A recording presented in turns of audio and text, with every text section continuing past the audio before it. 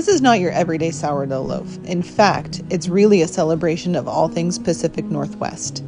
It's freshly milled grains grown in the Palouse area.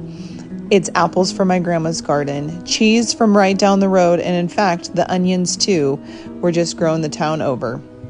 So join me as I walk you through how to make this freshly milled sourdough loaf with apple, onion, and cheddar. Working with freshly milled is a little bit different of a story. However, this loaf is so soft and flavorful. I began by soaking my freshly milled flour overnight with some water. Don't worry, I'll put the full recipe in that caption so you don't miss anything. But soaking the grains overnight really allowed my sourdough to mesh well the next morning. And it didn't take that much time because I was already letting my sourdough rest.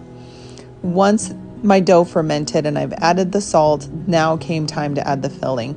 It was 1 onion and 1 apple diced up, some farm fresh cheddar cheese, which was absolutely delicious, just centered in the middle of my dough. And this dough was absolutely beautiful to work with. I will definitely be using more fresh milled in my baking in the future.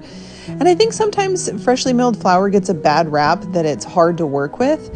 But just slow down and enjoy the process and look at how beautiful this loaf is. It is a tighter of a crumb because of that fresh grain.